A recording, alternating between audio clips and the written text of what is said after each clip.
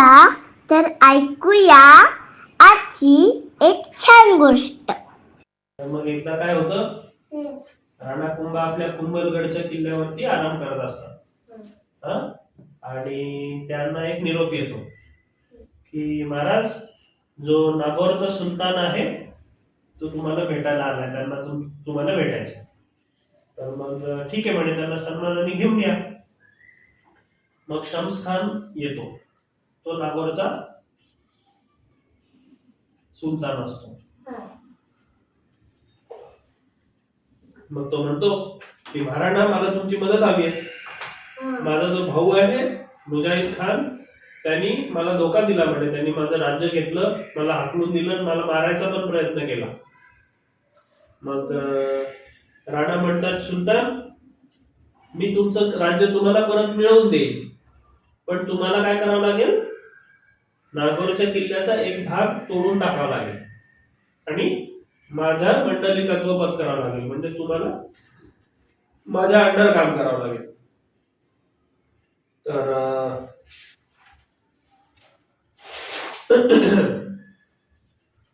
तो म्हणतो ठीक आहे म्हणे, मी करेल. मग राणा कुंभाचं सैन्य मुजाहिद खान सोबत नागौरच्या किल्ल्यावरती हल्ला करतात आणि मग राणा कुंभाचं सैन्य आल्यानंतर नागौरचा किल्ला टिकत नाही. ते आलेले पाहून, ते जिंकायला लागलेले पाहून तो पळून जातो मुजाहिद खान, आणि कुंभा आणि ते घुसतात किल्ल्यामध्ये. मग कुंभा शम्स खानला त्याच्या राजवाड्यात, त्याच्या सिंहासनावर बसवतो.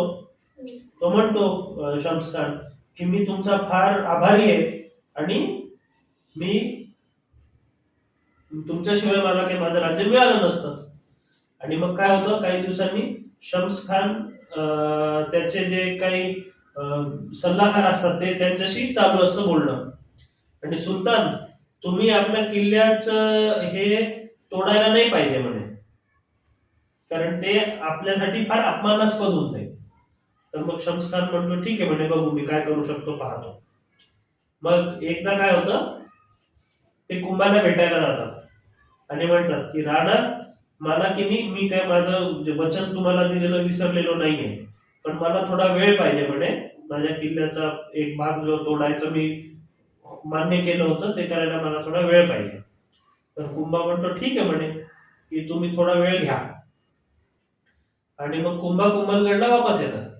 काही दिवसांनी काय होतं की परत एक निरोप येतो की राणा शम्स खानला काही आपलं वचन पाळायचं इच्छा दिसत नाही म्हणे, त्यांनी काय अजून आपला किल्ला तोडायच्या ऐवजी तो जास्त स्ट्रॉंग करतोय, अजून त्याला पक्क करणं लावलंय म्हणे त्यांनी.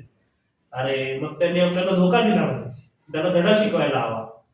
मग परत त्या किल्ल्यावरती हल्ला करतात नागौरमध्ये आणि तो किल्ला घेऊन टाकतात शम्स खान कडून.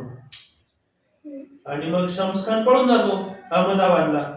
आणि अहमदाबादचा कुतुबुद्दीन असतो, गुजरातचा सुलतान, त्याच्याकडे तो शरण घेतो. आणि मग तो म्हणतो कुतुबुद्दीन की मी येतो म्हणे तुझ्या मदतीला आणि आपण कुंभाला तुझ्या किल्ल्यातनं बाहेर काढू. पण मग तो म्हणतो की कुंभा साधा माणूस नाही म्हणे, कुंभा फार स्ट्रॉंग आहे, आपल्याला खूप तयारी करावी लागेल. मग ते तयारी करतात, तो कुतुबुद्दीन आणि तो शम्स खान हे सगळेजण येतात कुंभावर अटॅक करायला नागौरमध्ये. पण कुंभा त्यांना अगदी सहज हरवून टाकतात. आणि मग कुतुबुद्दीन चिडतो आणि तो अजून इमाद उल मुल्क नावाचा एक असतो त्याला बोलावतो आणि म्हणतो की आता मी ठरवलंय म्हणे, आता मी कुठे हल्ला करणार, कुंभलगडवरच हल्ला करणार. आणि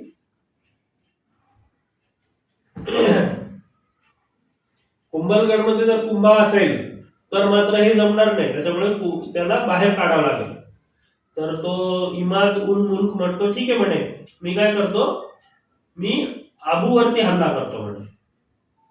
आता सध्या कुंभा आबू मध्ये आहे, तर मी तिथे हल्ला करतो आणि मी तिथे थांबवतो म्हणे कुंभाला, आणि तुम्ही इकडे कुंभलगड वरती हल्ला करा, असं ते ठरवतात.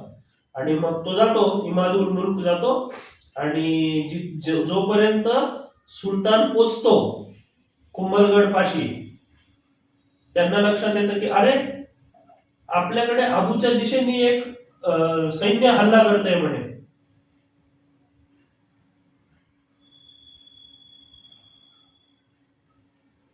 आणि अबूच्या दिशेने येत आहे. मग त्याला कळतं की अरे आपला तर तो इमादुल मुल्क गेला होता, तर त्याला हरवून कुंभा येतोय काय म्हणे.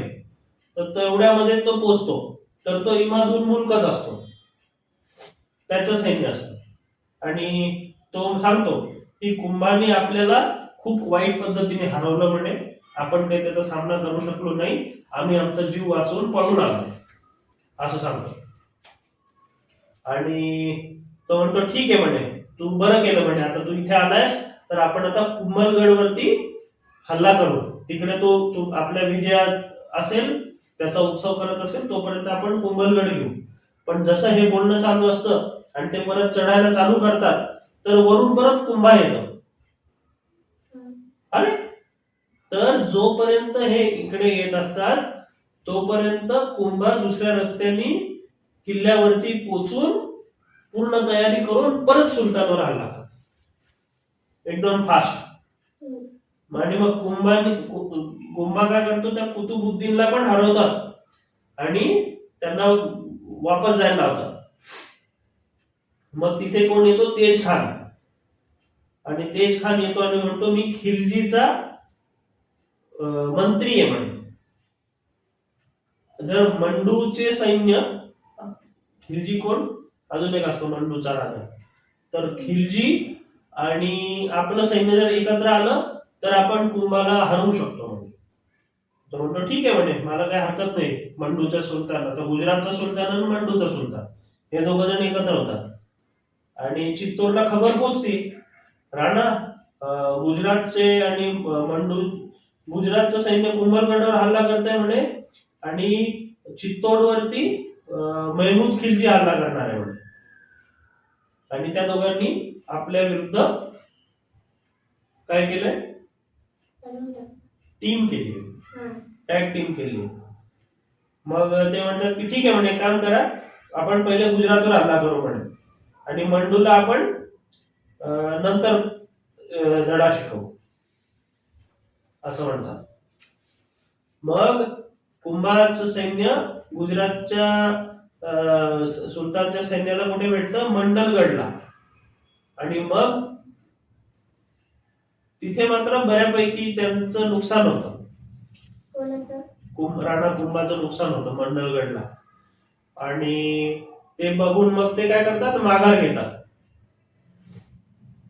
आणि मग एकदम अंधारामध्ये ते काय करतात, एका खिंडीमध्ये जातात. असा इकडून डोंगर आणि मधून रस्ता असा. आणि त्या रात्री राणा कुंभा आपल्या लोकांशी बोलतात की माझ्या माणसांनो, माझ्या सैन्य, माझ्या जीवाभावाच्या साथीदारांनो, आपण हे जर हरलो तर चित्तोडवरती मंडूचं राज्य येऊन जाईल आणि ते आपल्याला कधीही चालणार नाही. त्याचे माणसं म्हणतात हो, मग आपण एक काम करू म्हणजे उद्या सकाळी सकाळी पूर्ण शक्तीने आपण शत्रूवरती हल्ला करू. आणि त्यांना वाटतंय म्हणजे की आपण हरलो, पण तसं नाहीये हे आपण त्यांना दाखवून देऊ. मग ते म्हणतात की हो म्हणजे राणा, आपण असंच करू, आपण हल्ला करू, जय मेवाड, जय एकलिंगजी असं म्हणतात. आणि मग सकाळी राजपूत परत हल्ला करतात, एकदम तीव्र हल्ला करतात आणि गुजरातच्या सैन्याचा धूळधाड उडवून टाकतात, सगळी हरवून टाकतात त्यांना.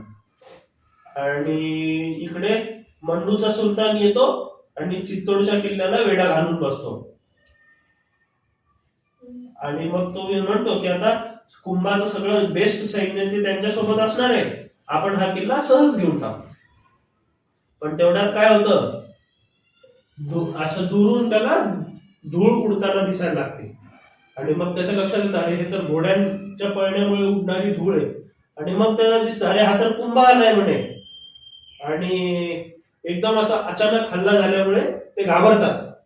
आणि मग तो मंडूचा राजा काय म्हणतो, मी खूप वेळेस प्रयत्न केला म्हणे, पण राणा कुंभाला हरवणं अशक्य आहे, हा अजय योद्धा आहे म्हणे. आणि मग तो सुलतान काय करतो, आपल्या माणसांना म्हणतो माघार घ्या, माघार घ्या. आणि मग त्याच्या सगळ्या नवाजमा उचलून ते पळून जातात. म्हणजे राणा कुंभा कुंभलगड पण वाचवतात आणि चित्तोड पण वाचवतात आणि परत ते बघत राहतात. ते काय त्याच्या मागे जात नाही, ते बघत राहतात आणि मग त्यांना ते विचार करतात की आता हा परत आपल्याला कधी त्रास देणार नाही. जोपर्यंत आपण आणि आपले लोक एकत्र आहोत तोपर्यंत आपल्याला कोणीही त्रास देऊ शकत नाही. आपल्या स्वातंत्र्यावर कोणी सुद्धा आक्रमण करू शकत नाही. अशी राणा कुंभाची गोष्ट आहे.